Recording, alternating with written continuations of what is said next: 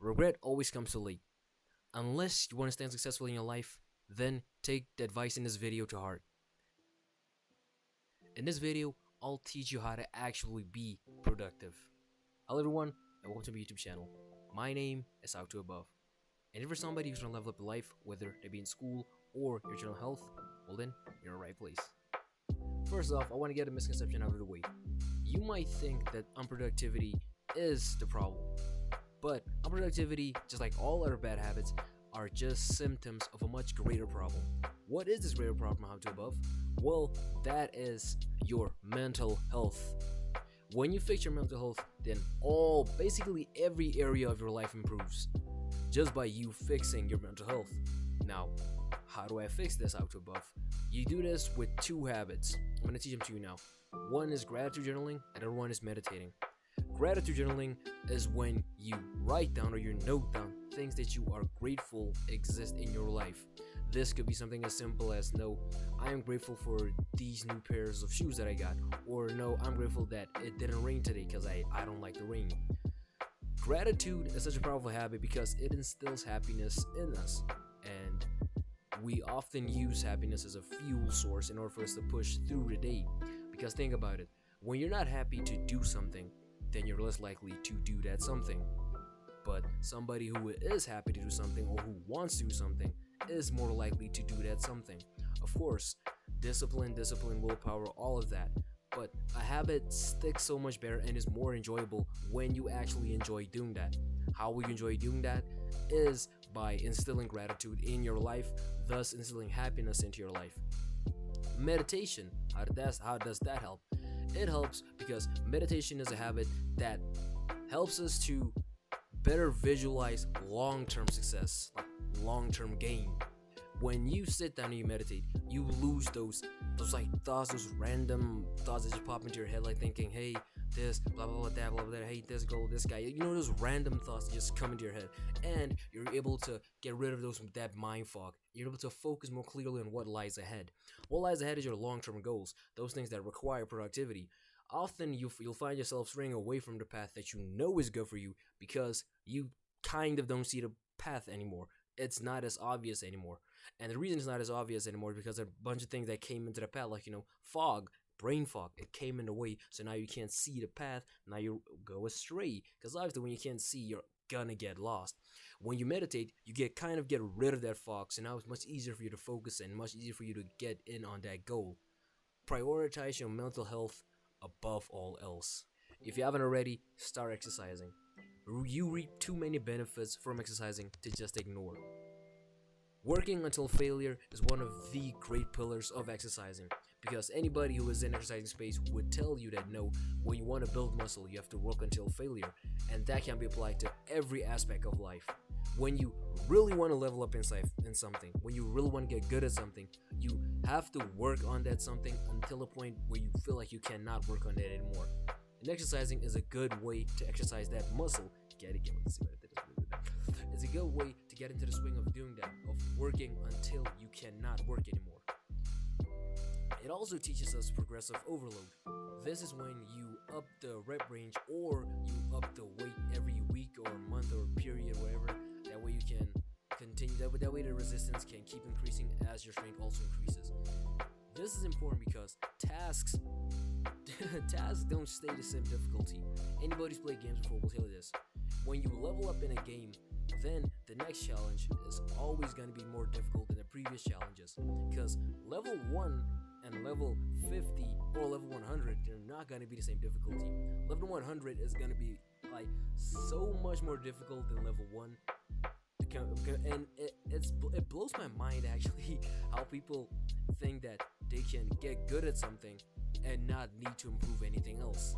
You can get good at this thing and then think that, nah, that I'm good at this thing, these tasks are going to be so much more easier, which is not the truth. When you get better at something or you improve in a skill, then the difficulties follow.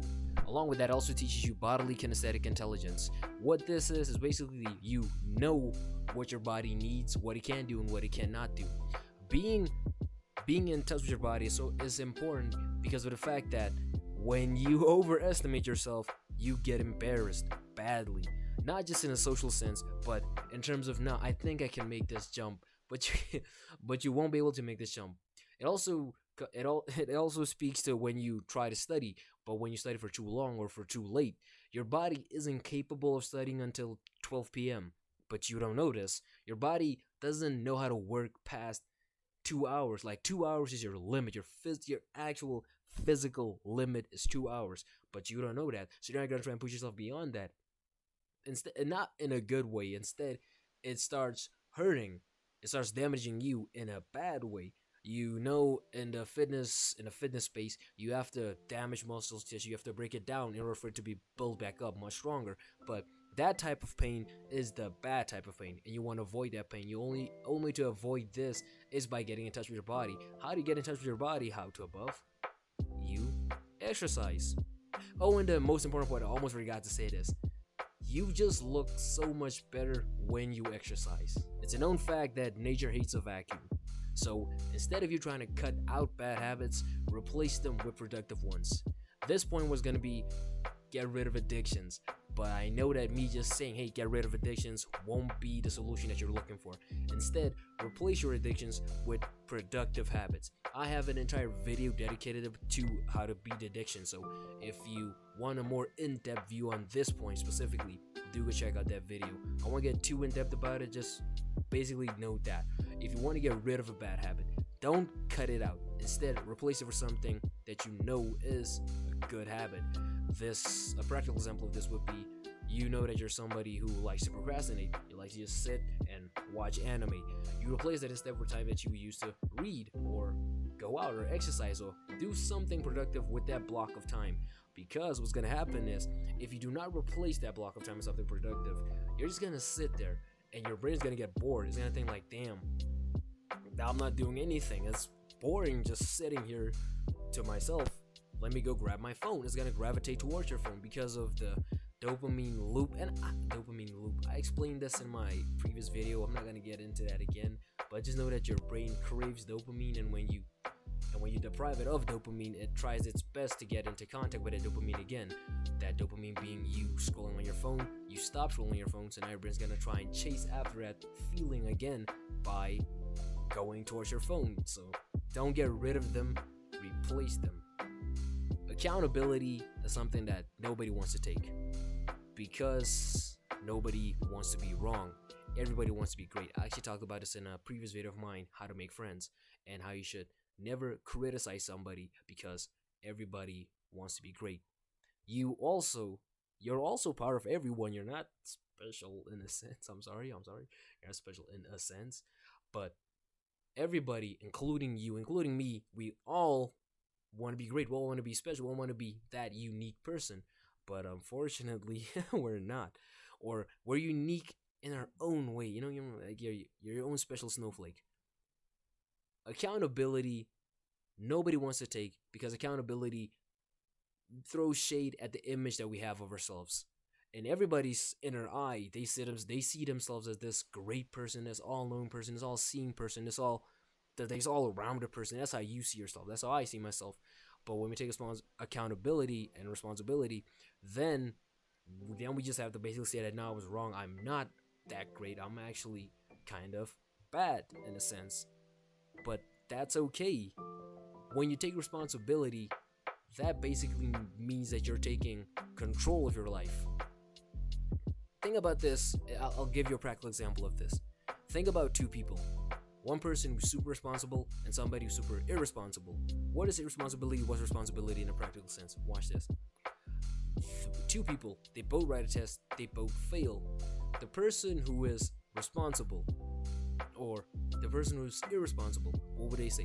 They would say that, nah, our teacher didn't teach us this, or he or she didn't explain good enough, or How to Above didn't upload that day, so I couldn't get reminded to go study, and the world of excuses. Then this person responsible would say that, no, I didn't study, I didn't take this topic seriously, I didn't take the subject seriously, and reasons that all his reasons or her reasons are, I did this, I didn't do that, I. That other person, the person who's irresponsible, his reasons all start with they. The difference between those two people is who controls their life. A responsible person takes responsibility for their life.